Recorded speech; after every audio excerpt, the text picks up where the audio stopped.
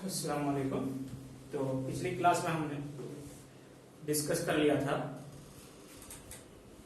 Acceleration. क्या discuss किया था? एक्सेलरेशन।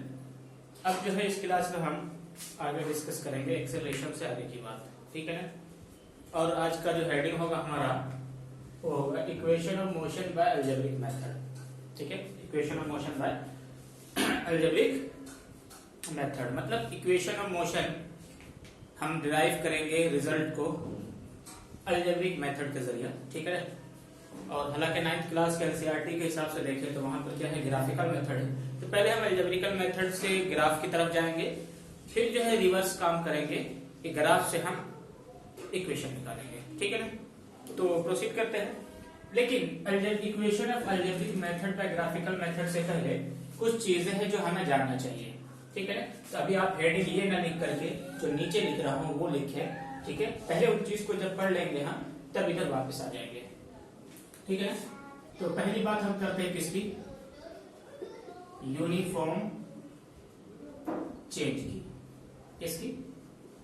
यूनिफॉर्म चेंज की। देखो कोई भी फिजिकल क्वांटिटी है, कोई भी physical quantity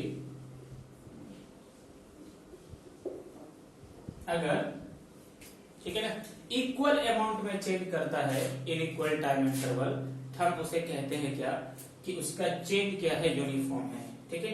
any physical quantity which changes in equal amount, which changes in equal amount in equal time interval, equal time interval, we say that the change of that physical quantity, the change of that physical quantity, that physical quantity is uniform, is uniform। तो हम क्या कहेंगे, उस quantity का उस physical quantity का जो change है वो क्या है, यूनिफॉर्म है। उस फिजिकल क्वांटिटी का जो चेंज है वो क्या है, यूनिफॉर्म है, ठीक है। तो फुली आपके बात समझ में आ गई होगी कि जब भी कोई फिजिकल क्वांटिटी इक्वल अमाउंट में चेंज करे इक्वल टाइम इंटरवल, तो हम क्या कहते हैं, उस फिजिकल क्वांटिटी का चेंज क्या है, यूनिफॉर्म है, यूनिफॉर्म चेंज है, या इसी को हम कहते हैं लीनियर चेंज है। क्या कहते हैं? लीनियर चेंज है। तो एक बात समझ लो, लीनियर चेंज किसको कहते हैं। फॉर एग्जांपल पीछे हमने पढ़ा था एक्सेलरेशन, ठीक है ना। और एक्सेलरेशन में हमने दो बातें पढ़ी थी, यूनिफॉर्म एक्सेलरेशन, यूनिफॉर्म एक्सेलरेशन या uniformly accelerated motion and non uniformly accelerated motion है, नॉन यूनिफॉर्मली एक्सेलरेटेड मोशन। अगर आपको इनकी डेफिनेशन याद हो तो हमने क्या कहा था कि यूनिफॉर्म एक्सेलरेशन वो एक्सेलरेशन है जहां वेलोसिटी का चेंज इक्वल अमाउंट में हो in equal time interval. Velocity का चेंज क्या हो, इक्वल अमाउंट में हो इन इक्वल टाइम इंटरवल। तो हम क्या कहेंगे, इस यूनिफॉर्म एक्सेलरेशन में वेलोसिटी का जो चेंज है, वेलोसिटी का जो चेंज है, जो चेंज है वो यूनिफॉर्म है, यूनिफॉर्म चेंज है, यूनिफॉर्म चेंज है या लीनियर चेंज है, यूनिफॉर्म चेंज है या लीनियर चेंज है। क्या कहेंगे, या लीनियर चेंज, यूनिफॉर्म चेंज है या लीनियर चेंज, ठीक है। वेलोसिटी का जो चेंज है वो क्या है, यूनिफॉर्म चेंज है या लीनियर चेंज है। कहां? यूनिफॉर्मली एक्सेलरेटेड मोशन के अंदर। मतलब जहां पर एक्सेलरेशन कांस्टेंट होता था वहां पर वेलोसिटी का चेंज लीनियर होता है। आपके बात समझ में आ गई होपफुली कि यूनिफॉर्म चेंज क्या होता है, बस समझ में यूनिफॉर्म चेंज क्या होता है, ठीक है। ये बात समझ में आ गई। तो अब हम थोड़ा सा आगे चलते हैं कि जब भी फॉर एग्जाम्पल वेलोसिटी का चेंज क्या हो, लीनियर हो, जब भी वेलोसिटी का चेंज क्या हो, लीनियर हो, अब हम इससे आगे की बात कर रहे हैं, जब भी वेलोसिटी का चेंज लीनियर हो तो एवरेज वेलोसिटी जो है सिंपली इनिशियल वेलोसिटी और फाइनल वेलोसिटी का मीन होता है, ठीक है ना। एवरेज जो है सिंपली इनिशियल वेलोसिटी और फाइनल वेलोसिटी का मीन होता है। तो नोट कर ले यहां पर, when the change of velocity is linear,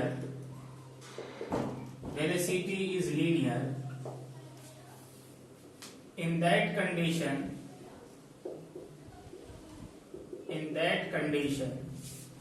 average velocity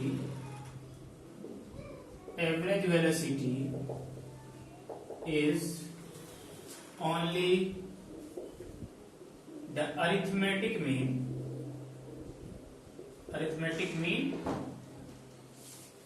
of the initial and final velocity, क्या कहना चाह रहा हूं इसमें मैं क्या कहना चाह रहा हूं, जरा इस बात को लेकर कि जब भी वेलोसिटी का चेंज क्या होता है, लीनियर चेंज होता है, उस कंडीशन में जो एवरेज वेलोसिटी है, इनिशियल वेलोसिटी और फाइनल वेलोसिटी का क्या होता है, मीन होता है। मतलब फॉर एग्जांपल किसी ऑब्जेक्ट की इनिशियल वेलोसिटी u थी, ठीक है ना, और फाइनली आफ्टर टाइम t है, इसकी वेलोसिटी क्या होगी, v होगी। लेकिन ये जो चेंज था ये क्या था, अगर लीनियर चेंज था, if the change was linear, if linear change हो, if the change is linear, if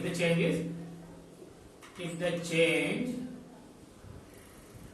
is linear, in that condition average velocity will be simply final velocity plus initial velocity by 2, ठीक है। ये क्या है, final और initial का arithmetic mean है। दो नंबर का मीन कैसे हम निकालते हैं, दोनों नंबर को जोड़ करके 2 से डिवाइड कर देते हैं, सिंपली इनिशियल और फाइनल वेलोसिटी का क्या हो जाता है, अरिथमेटिक मीन हो जाता है। क्या हो जाता है, अरिथमेटिक मीन हो जाता है। आपको ये बात समझ में आ गई होगी, है ना। लेकिन यहां पर नोट करने वाली बात यह थी कि वेलोसिटी का चेंज लीनियर है, वेलोसिटी का चेंज लीनियर है, the change of velocity is linear, अच्छा, जब वेलोसिटी का चेंज लीनियर है तो इसका मतलब हम ये कह सकते हैं कि एक्सेलरेशन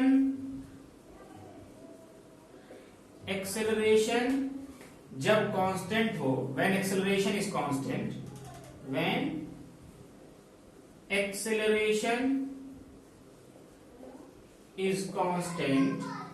मतलब जब एक्सेलरेशन क्या हो, कांस्टेंट हो। एक्सेलरेशन कांस्टेंट कब होता था, जब वेलोसिटी का चेंज लीनियर हो।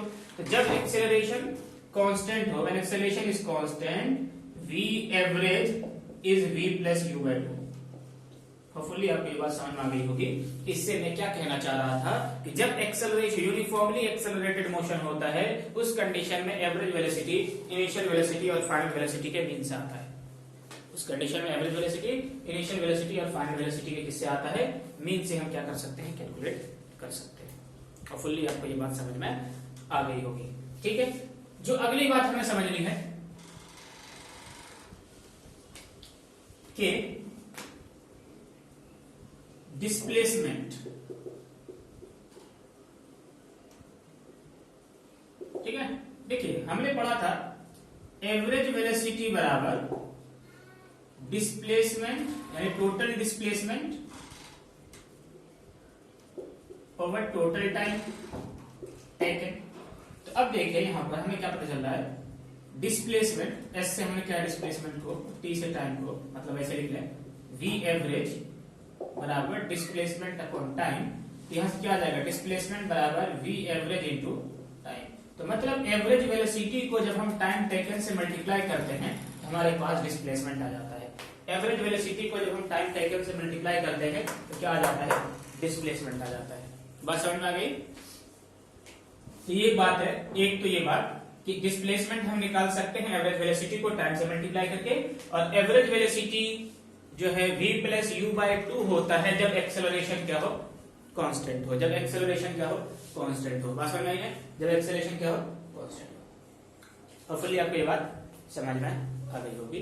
ठीक है, now we will move to the equation of motion by algebraic method. Equation of motion by algebraic method, ठीक है।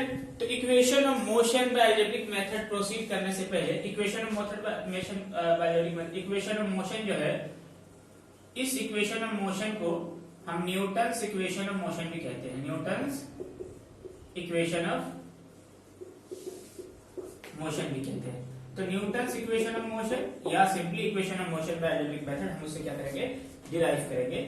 लेकिन इस न्यूटन्स इक्वेशन ऑफ मोशन में एक चीज एज्यूम की गई है, मतलब ये जो इक्वेशन ऑफ मोशन है, ठीक है, वो एक एजम्पशन पे बेस्ड है। कौन सा एजम्पशन है वो इसमें एजम्पशन ये है कि acceleration should be constant. Acceleration is constant. Acceleration is constant, ठीक है ना। मतलब एक्सेलरेशन को कांस्टेंट मानते हुए इक्वेशन ऑफ मोशन बनाया गया है।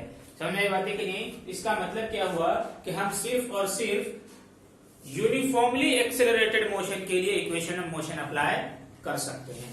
सिर्फ और सिर्फ ये बात याद रखना कि इक्वेशन ऑफ मोशन जो डिराइव किया गया है, इस बात को मानते हुए डिराइव किया गया है कि मोशन जो है हमारा यूनिफॉर्मली एक्सेलरेटेड है।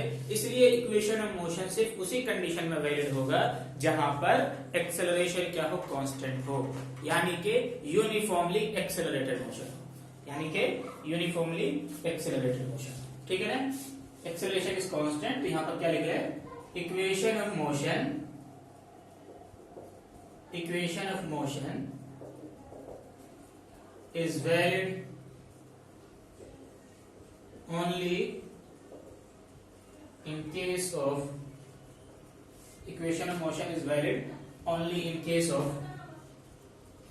uniformly accelerated motion. Uniformly accelerated motion. तो मतलब इक्वेशन ऑफ मोशन में एक्सेलरेशन क्या है? कांस्टेंट है, uniformly accelerated motion. Now we move to the equation of motion by algebraic method. Equation of motion by algebraic method.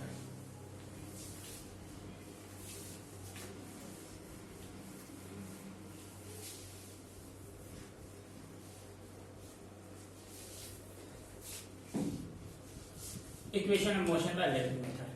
तो सबसे पहले हम डिफाइन करते हैं first equation of motion.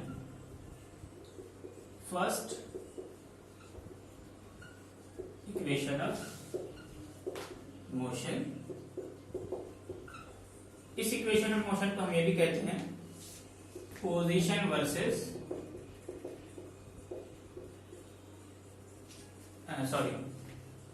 Velocity versus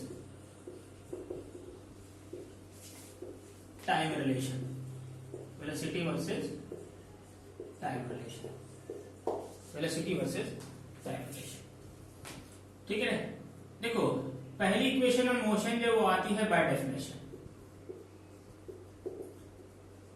है ना। बाय डेफिनेशन हम क्या कहते हैं? एक्सेलरेशन, ठीक है ना। एक्सेलरेशन क्या है? Rate of change of velocity है, rate of change of velocity, ठीक है। समझ में बात है? तो सपोज कर लो इनिशियली किसी ऑब्जेक्ट की वेलोसिटी u थी, ठीक है, किसी ऑब्जेक्ट की वेलोसिटी u थी। After time t, after time t, है ना, with linear change in velocity, with linear change in velocity, इस ऑब्जेक्ट की जो वेलोसिटी है वो v हो गई। ध्यान देना मैंने यहाँ पर कहा है कि लीनियर चेंज इन वेलोसिटी की वजह से वेलोसिटी कैसी हो गई? v हो गई। तो बाय डेफिनेशन एक्सेलरेशन क्या हो जाएगा? v minus u by t, ठीक है। समझ बात है? अब ये चेंज लीनियर था तो ये क्या हो जाएगा? कांस्टेंट हो जाएगा। अगर चेंज लीनियर नहीं होता, क्योंकि क्वेश्चन में मैंने क्या कहा कि लीनियरली चेंज किया हो u से v तक, अगर लीनियरली चेंज नहीं किया होता तो एक कांस्टेंट नहीं होगा। समझ बात है? अगर लीनियरली चेंज करेगा तो ये क्या होगा? कांस्टेंट होगा। तो यहां पर हमारा क्या है? a कांस्टेंट वैल्यू है। तो from here what you will get? v minus u equal to a into t, what you will get? v is equal to u plus at. v is equal to u plus at. This result is known as first equation of motion. First equation of motion. But in that condition we have considered a is constant. a is constant मतलब velocity का change क्या है? Linear है. Velocity का change क्या है? Linear है. बात समझ आ गई? ठीक है ना. तो इसमें देखो इक्वेशन ऑफ मोशन में जो इनिशियल वेलोसिटी है, इनिशियल वेलोसिटी है, ठीक है, u, ये भी क्या है? एक कांस्टेंट वैल्यू है. एक कांस्टेंट वैल्यू. देखो मोशन पार्टिकल कभी भी कहीं से शुरू करे, वो इनिशियली कुछ ना कुछ जो वैल्यू होती है वो शुरुआत होती है. मान लो कोई ऑब्जेक्ट 5 मीटर पर सेकंड से चलना शुरू किया, तो या तो 5 से ज्यादा होगा या 5 से कम होगा. ठीक है ना. समझ आई बात है कि नहीं आई? तो यहाँ पर क्या कंडीशन हो रही है कि 5 मीटर पर सेकेंड उसकी स्टार्टिंग वेलोसिटी थी, तो वो स्टार्टिंग वैल्यू तो 5 ही रहेगी. फाइनली टी टाइम के बाद 3 मीटर पर सेकेंड हो जाए या 8 मीटर पर सेकेंड हो जाए. तो इनिशियल वैल्यू सब चीज की क्या होती है? मतलब इनिशियल वैल्यू क्या होती है? कांस्टेंट होती है. That's why u is also constant in this equation. तो v is equal to u plus at में, v is equal to u plus at में, ठीक है ना. a क्या है? कांस्टेंट है. a क्या है? कांस्टेंट है. u क्या है? इनिशियल वेलोसिटी क्या है? ये भी क्या है? एक कांस्टेंट वैल्यू है. ये भी क्या है? एक कांस्टेंट वैल्यू है. समझ आ गई बात है? जो भी क्या है? एक कांस्टेंट वैल्यू. ठीक है ना. तो from here we will get first equation of motion. First equation of motion. ठीक है. First equation of motion. ठीक है. तो फर्स्ट इक्वेशन ऑफ मोशन में फर्स्ट इक्वेशन ऑफ मोशन में हम इससे रिलेटेड ग्राफ की बात करेंगे. Graph related to first equation of motion. Graph related to first equation of motion. तो देखो first equation of motion that is v is equal to u plus at. ठीक है. ये क्या है? Velocity versus time relation. Velocity versus time relation है. कैसे पता? देखो इसमें u तो है कांस्टेंट और एक्सेलरेशन भी क्या है? कांस्टेंट. ठीक है ना. तो हमारे पास v क्या है? वेरिएबल है. वेलोसिटी फाइनल वेलोसिटी और टाइम ये क्या है? वेरिएबल है. दैट्स व्हाई वी से velocity versus time relation. Constant चीजों को छोड़ देते हैं, देखते हैं कि वक्त के हिसाब से क्या बदलेगा. तो वक्त जैसे बदलेगा फाइनल वेलोसिटी बदलेगी, क्योंकि एक्सेलरेशन क्या है? कांस्टेंट है. इस इक्वेशन को मैं रीअरेंज कर रहा हूं और इसको ऐसे लिख रहा हूं v is equal to at plus u, और इसको मैं कंपेयर कर रहा हूं y is equal to mx plus c से. समझ में बात है कि नहीं? अगर आप कंपेयर करें तो v is equal to u plus at plus u and y is equal to mx plus c में, तो यहां पर v की जगह क्या है? यहां y है. यहां पर a की जगह यहां क्या है? m है. यहां t है तो यहां क्या है? x है. यहां u है तो यहां क्या है? c. तो अगर आपको याद हो तो y is equal to mx plus c represent करता था किसको? स्ट्रेट लाइन को, है ना. जहां पर c क्या होता था? y intercept. y intercept. ठीक है ना. c क्या होता था? y intercept. m जो कि कांस्टेंट है वो रिप्रेजेंट करता था क्या? स्लोप. और अगर m होता था पॉजिटिव तो y एक्सिस से बनता था, x एक्सिस से बनता था एक्यूट एंगल, और m हो अगर नेगेटिव तो x एक्सिस से बनता था ऑब्ट्यूज एंगल. अगर आपको याद हो बेसिक मैथमेटिक्स में जो हमने ग्राफ ड्रॉ किया था वहां से, तो यहां से हम ये चीजें एनालाइज कर सकते हैं. ठीक है ना. अच्छा, y इंटरसेप्ट c, तो यहां से अगर हम इसको कंपेयर करें तो हमारे लिए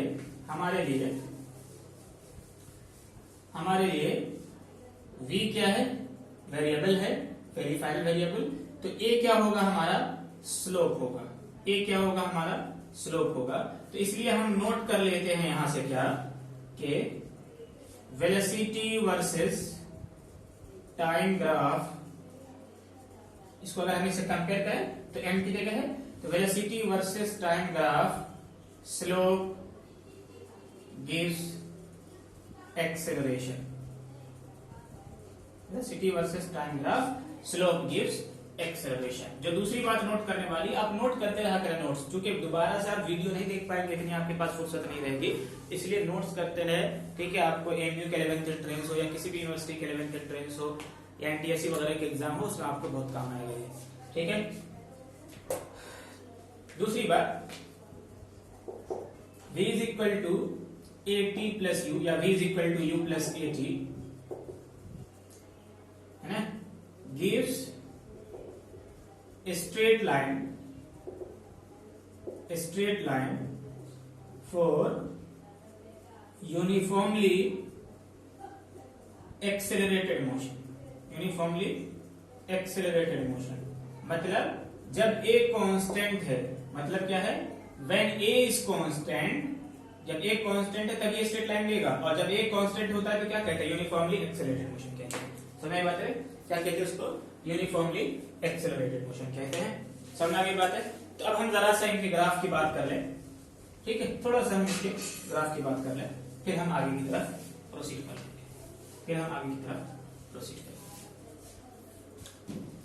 ठीक है। तो हमने देखा v is equal to u plus AT या एटी प्लस यू में हमने इसको कंपेयर कर दिया y is equal to M X plus C से। ठीक है, तो हम पहली ग्राफ क्या क्या पॉसिबल है हम उसको देखते हैं। केस फर्स्ट, देखो a तो कांस्टेंट है, लेकिन इस कांस्टेंट में दो बातें हैं कि a पॉजिटिव है या a नेगेटिव है, a पॉजिटिव है या a नेगेटिव है। ठीक है ना, a पॉजिटिव है या a नेगेटिव है। दूसरी बात, जो u है कांस्टेंट, इनिशियल वेलोसिटी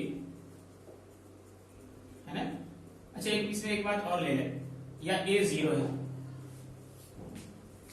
ठीक है, तीन बातें हैं। और यहां से भी हम ले लेंगे क्या कि u पॉजिटिव है,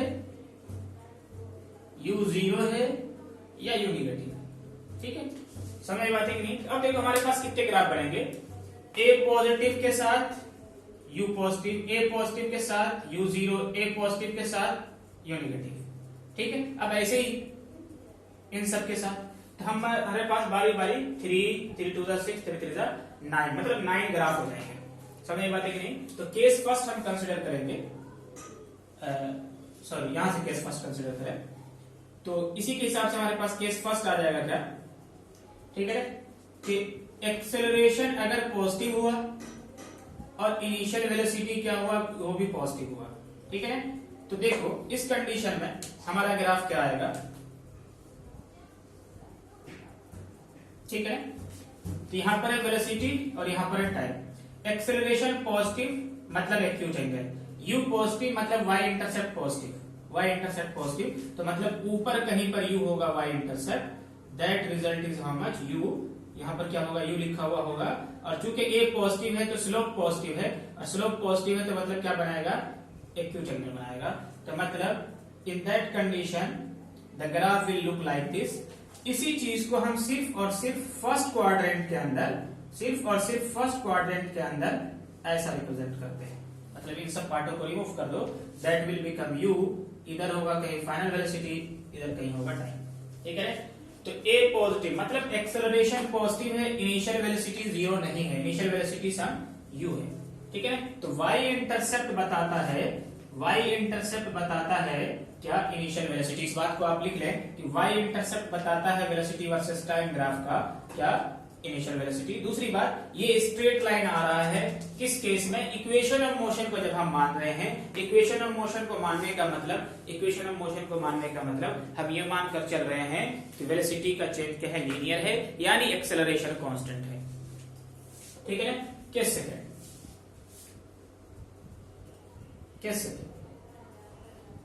सेकंड में क्या है, एक्सेलरेशन पॉजिटिव है, इनिशियल वेलोसिटी जीरो है। ठीक है, इनिशियल वेलोसिटी जीरो है, तो इसका मतलब क्या हो जाएगा, c जीरो यानी y is equal to mx, और y is equal to mx is straight line which passes through origin. ठीक है, तो लाइन एक तो ओरिजिन से पास होगा, दूसरा a पॉजिटिव है तो एक्यूट एंगल बनाएगा, a पॉजिटिव है तो एक्यूट एंगल बनाएगा। तो अगर हम सिर्फ और सिर्फ फर्स्ट क्वाड्रेंट की बात करें तो ये ग्राफ ऐसा दिखेगा। ठीक है, और अगर पूरे क्वाड्रेंट की बात करोगे तो ऐसा हो जाएगा, सिर्फ फर्स्ट क्वाड्रेंट की बात करोगे तो ऐसा हो जाएगा। तो y इंटरसेप्ट 0 है, मतलब इनिशियल वेलोसिटी क्या है, 0 है। हर स्टेप के अगर आप क्या करते रहे, ग्राफ बनाते रहे। Next one is case third. Case third में क्या है कि एक्सेलरेशन पॉजिटिव है, एक्सेलरेशन पॉजिटिव है और u नेगेटिव है। मैं बारी बारी से ले रहा हूं, पहले इसको कंसीडर कर लिया हूं, इसके साथ तीनों केस, फिर अगले केस में इसके साथ तीनों केस। समझ में आ गई बात है। a is positive and u is 0, a is positive and u is 0, a is positive and u is 0। देखो तो a पॉजिटिव u 0, अभी भी क्या है, स्लोप पॉजिटिव है, स्लोप क्या है, पॉजिटिव है, स्लोप क्या है, पॉजिटिव है, स्लोप क्या है, पॉजिटिव है। तो यहां से ग्राफ क्या आ जाएगा, एक तो u निगेटिव है, तो u निगेटिव है तो समथिंग ग्राफ यहां से शुरू होगा निगेटिव इंटरसेप्ट से, और ये पॉजिटिव है तो एक्यूट एंगल बनाएगा कुछ, तो ग्राफ कुछ ऐसा आएगा। ठीक है ना, तो यहाँ वेलोसिटी, यहाँ टाइम, ठीक है ना, यहाँ पर कोई टाइम टी नोट हो रहा होगा पता नहीं, यहाँ पर वेलोसिटी 0 हो गई थी। ठीक है, तो फर्स्ट क्वाड्रेंट के अंदर सिर्फ और सिर्फ ये ग्राफ कैसा दिखेगा, वेलोसिटी वर्सेस टाइम ग्राफ के हिसाब से ये यहाँ से कहीं शुरू करता हुआ जाता हुआ दिखेगा। ये क्या है हमारा वेलोसिटी वर्सेस टाइम ग्राफ। और अभी हमने नोट किया था वेलोसिटी वर्सेस टाइम ग्राफ क्या देता है, का स्लोप क्या देता है, एक्सेलरेशन देता है। तो ऐसे कंडीशन में जब ग्राफ से क्वेश्चन बनाना हो तो यहां से अगर हम tan थीटा की वैल्यू निकाल लें, that tan theta will be what, slope, that is acceleration. यहां से भी अगर हम tan थीटा की वैल्यू निकालेंगे तो वो क्या देगा, एक्सेलरेशन। यहां से भी हम tan थीटा की वैल्यू निकालेंगे तो वो क्या देगा, एक्सेलरेशन। यहां से भी हम tan थीटा की वैल्यू निकालेंगे तो क्या देगा, एक्सेलरेशन। बात समझ में आ गई आपको, ये बात समझ में आ गई होगी कि acceleration constant, u positive, u 0, u negative. ठीक है, तो जहां पर भी एक्सेलरेशन पॉजिटिव है, ग्राफ एक्यूट एंगल बना रहा है। ग्राफ क्या बना रहा है, एक्यूट एंगल बना रहा है स्ट्रेट लाइन से, एक्स एक्सिस से, स्ट्रेट लाइन से नहीं, एक्स एक्सिस से। ठीक है ना, we will move to the next part.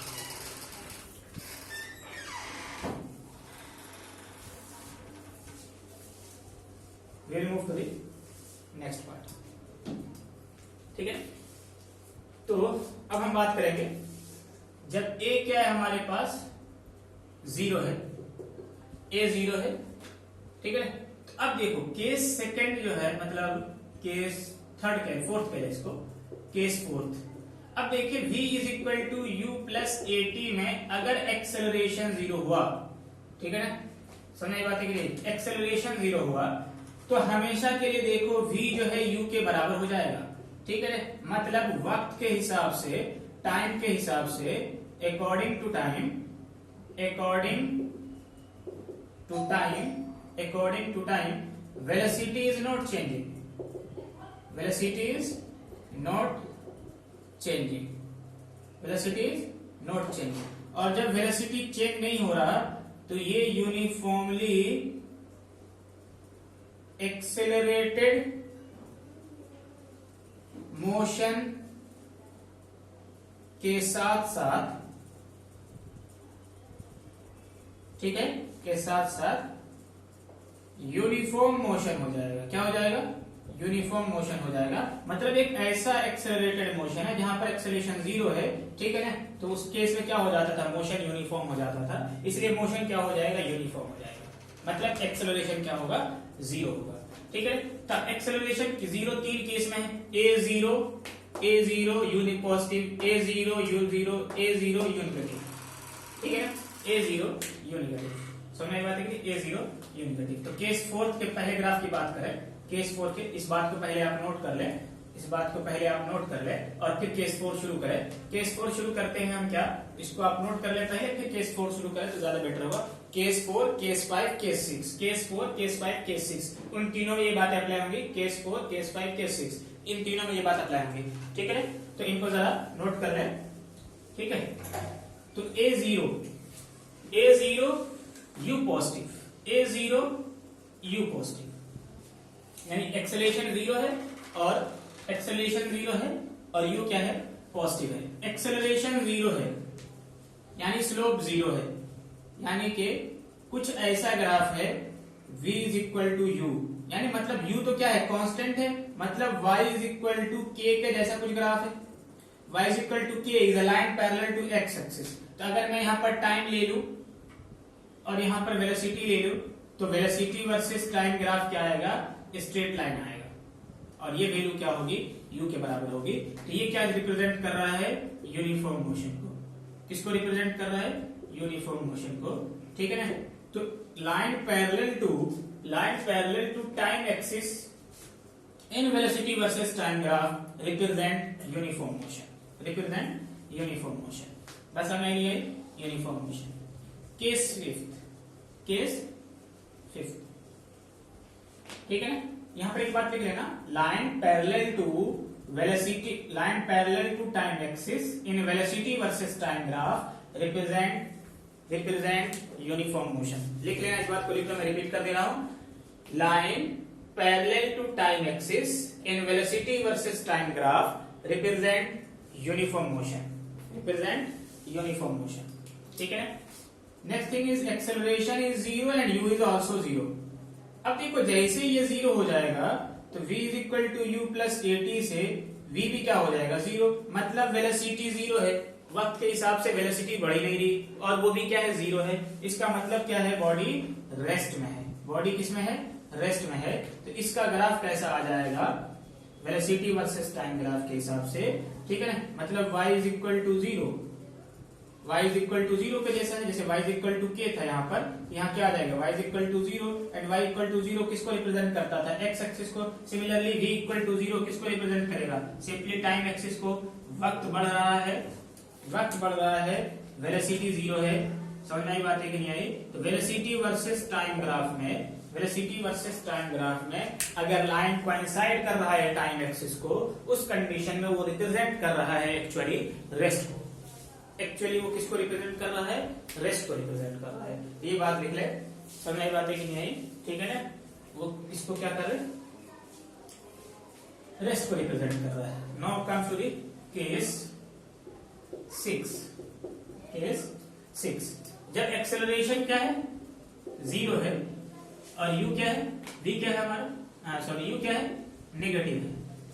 अब देखो u नेगेटिव है, समझ में बात है। लेकिन अब भी ये क्या है, v is equal to you plus at के हिसाब से देखो तो u अगर नेगेटिव है लेकिन v जो है u के बराबर ही होगा, चूंकि एक्सेलरेशन 0 है। तो अभी वेलोसिटी वर्सेस टाइम ग्राफ, यही u जो है वेलोसिटी वर्सेस टाइम ग्राफ में v क्या है, u के बराबर है, इसलिए ग्राफ जो है अभी टाइम एक्सिस के पैरेलल ही आएगा, क्योंकि अभी ये y is equal to k के जैसा ही है।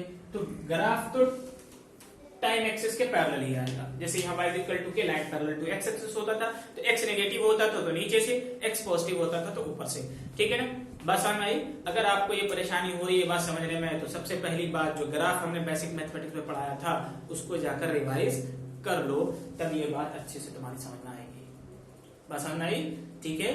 गिव अप करने से कुछ नहीं होता, पहले आप उसको पढ़ लीजिए, ये बात अच्छे समझ में आएगी, तभी आप एक अच्छी फिजिक्स को, मोशन जो है तुम्हारे 9th क्लास का, अच्छी तरह उसको फील कर पाओगे कि होता क्या है। समझ में बात है कि नहीं है।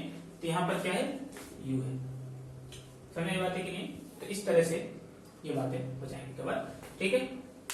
तो ये u नेगेटिव होने का क्या मतलब है, u नेगेटिव कैसे हुआ होगा। देखो मान लो हमें एक ऑब्जर्वर है, हमने इस डायरेक्शन को पॉजिटिव किया, ऑब्जेक्ट इस डायरेक्शन में मूव कर रहा हो कांस्टेंट वेलोसिटी से, इसलिए ग्राफ नीचे आ गया। बस इसमें और इसमें सिर्फ इतना सा फर्क है कि हम ऑब्जर्वर है, हमने इस डायरेक्शन में इस डायरेक्शन में पॉजिटिव माना, तो इस वाले केस में ऑब्जेक्ट इधर ही जा रहा है कांस्टेंट वेलोसिटी से। इस वाले कंडीशन में इधर पॉजिटिव माना था लेकिन ऑब्जेक्ट इधर जा रहा होगा कांस्टेंट वेलोसिटी से, डायरेक्शन के हिसाब से नेगेटिव हो जाएगा, ठीक है ना। नाउ वी विल टेक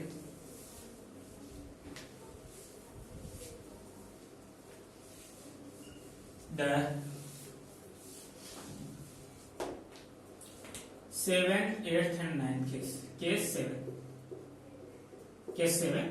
तो एक्सेलरेशन क्या है, नेगेटिव है। एक्सेलरेशन क्या है, नेगेटिव है। और u क्या है, यहाँ पर तीसरी बात लिखी हुई थी, acceleration negative, you positive, you zero and you negative. ठीक है, यही केस बनेगा। एक्सेलरेशन क्या है, पॉजिटिव है, और यू भी क्या है हमारा पॉजिटिव है। तो एक्सेलरेशन क्या है, नेगेटिव है, और यू क्या है, पॉजिटिव है। तो एक्सेलरेशन नेगेटिव का मतलब स्लोप क्या है, नेगेटिव है। स्लोप क्या है, नेगेटिव है, क्योंकि acceleration velocity versus time graph acceleration का स्लोप जो है क्या देता है, एक्सेलरेशन देता है। वेलोसिटी वर्सेस टाइम ग्राफ का स्लोप क्या देता है, एक्सेलरेशन देता है। तो स्लोप क्या है, नेगेटिव है, और यू पॉजिटिव है। तो यू पॉजिटिव है मतलब वाई इंटरसेप्ट पॉजिटिव है।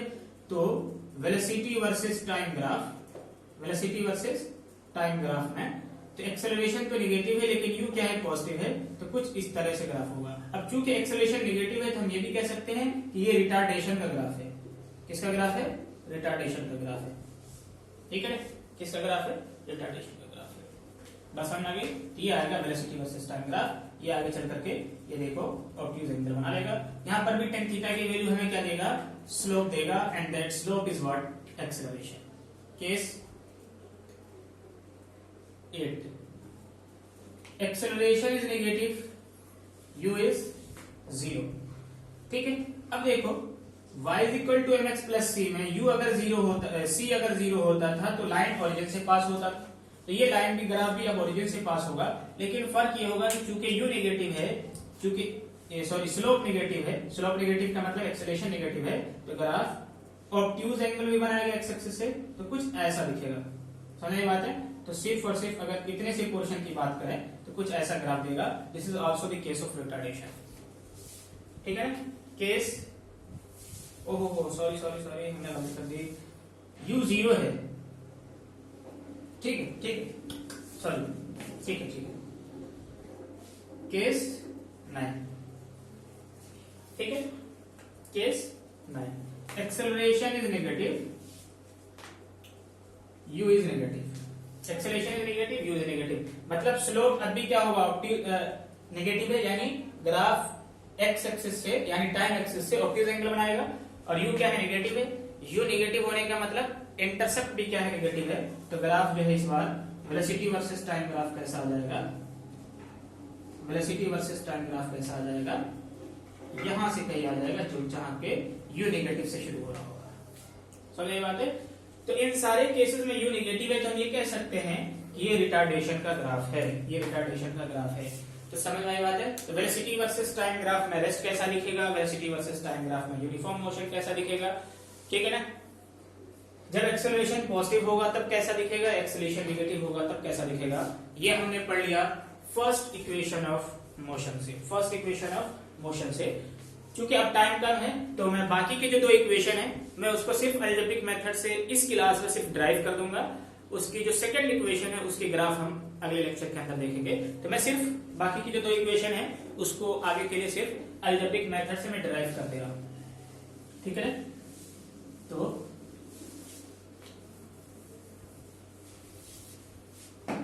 उसके ग्राफ को हम अगली क्लास में देखेंगे। ठीक है ना। तो इक्वेशन ऑफ मोशन मैं कैसे लिखो, second equation of motion, second equation of motion by algebraic method. ठीक है ना। सेकंड इक्वेशन ऑफ मोशन, और इसी इक्वेशन को मोशन को हम कहते हैं position versus time relation, position versus time relation, या इसी को एक बार ये भी कह सकते हैं displacement versus time relation, displacement versus time relation. तो इस नाम से पता चली क्या होगा कि इसमें हम डिस्प्लेसमेंट कैलकुलेट करने वाले हैं। ठीक है, डिस्प्लेसमेंट कैलकुलेट करने वाले हैं। तो देखो फॉर एग्जांपल पिछली क्लास में हमने, पिछले इक्वेशन में हमने देखा v is equal to you plus a t होता है अगर कोई ऑब्जेक्ट इनिशियली u वेलोसिटी से मूव कर रहा हो और आफ्टर टाइम t इसकी वेलोसिटी v हो गई हो ड्यू टू लीनियर चेन। याद रखना कैसे मैं क्या कह रहा हूं, लीनियर चेन। ठीक है, मतलब एक्सेलरेशन क्या है, with constant acceleration, with constant acceleration कह लो या विद लीनियर चेन कह लो। तो हमने यहाँ पर क्या देखा था कि v is equal to you plus a t हो जाता है। अब देखो चूंकि एक्सेलरेशन कांस्टेंट है तो डिस्प्लेसमेंट क्या होगा, डिस्प्लेसमेंट क्या होगा, average velocity, average velocity into time, है, मतलब डिस्प्लेसमेंट क्या हो जाएगा, v एवरेज इनटू टाइम। और अगर आपको याद हो तो अभी हमने नोट करवाया था इस पार्ट को शुरू करने से पहले कि जब एक्सेलरेशन कांस्टेंट होता है तो उस कंडीशन में average velocity v plus u by 2 के बराबर होता है, ठीक है। और साथ में आ गया इनटू टी, साथ में आ गया क्या, इनटू टी। अब देखो यहां से हम दो काम कर सकते हैं।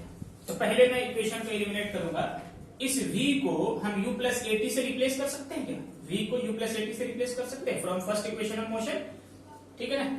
तो using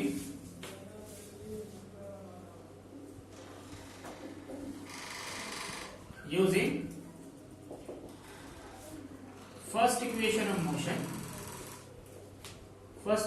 motion, what you will get, s is equal to v की जगह क्या लिख देंगे, u plus a t and plus u, v की जगह u plus a t and plus u by 2 into t. तो देखो ये रिजल्ट क्या हो जाएगा, 2u plus a t into t by 2। देखो अगर हम इसको ओपन कर देंगे तो ये हो जाएगा 2ut plus eighty square by 2। हमारे पास क्या आ जाएगा, s equal to ut plus half a t square. कैसे आ जाएगा, डिनोमिनेटर को अलग अलग कर दोगे दिया जाएगा, समझ में बात है। s is equal to ut plus half a t square. ये जो इक्वेशन है, इसी इक्वेशन को हम लोग कहते हैं क्या, सेकंड इक्वेशन ऑफ मोशन। और इसी की ग्राफ की मैं बात कर रहा था, और इसकी ग्राफ को जो है हम अगले लेक्चर के अंदर देखेंगे, अभी टाइम नहीं है। s equal to ut plus half a t square. यहां से आएगा डिस्प्लेसमेंट वर्सेस टाइम रिलेशन, ठीक है। और यहां पर एक्सेलरेशन कांस्टेंट है, ठीक है ना, मतलब मोशन नॉन यूनिफॉर्म है, लेकिन एक्सेलरेशन कांस्टेंट है, तो यूनिफॉर्मली एक्सेलरेटेड मोशन है। तो ये क्या है, हमारा सेकंड इक्वेशन ऑफ मोशन है, ठीक है ना, सेकंड इक्वेशन ऑफ मोशन है s equal to ut plus half a t square. Now we will move to the third equation, ठीक है। और थर्ड इक्वेशन जो है वो यहीं से आ जाएगा। मैं जरा सा इस बात को आप नोट कर ले, जल्दी से पॉज करके, और मैं आगे की तरफ बढ़ता हूं। नोट कर लिया, ठीक है, आगे बढ़ते हैं।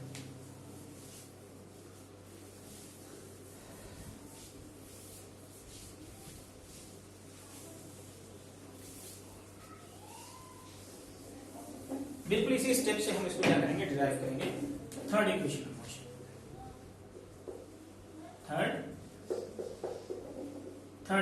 Motion, third equation of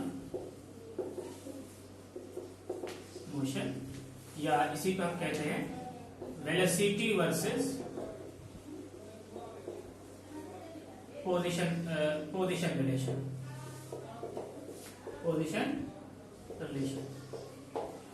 velocity versus position relation, या पोजीशन वर्सेस वेलोसिटी रिलेशन, ठीक है।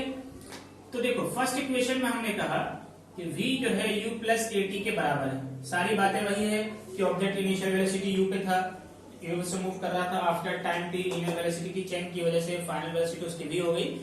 ऑल दैट बला बला सब क्या है, सेम।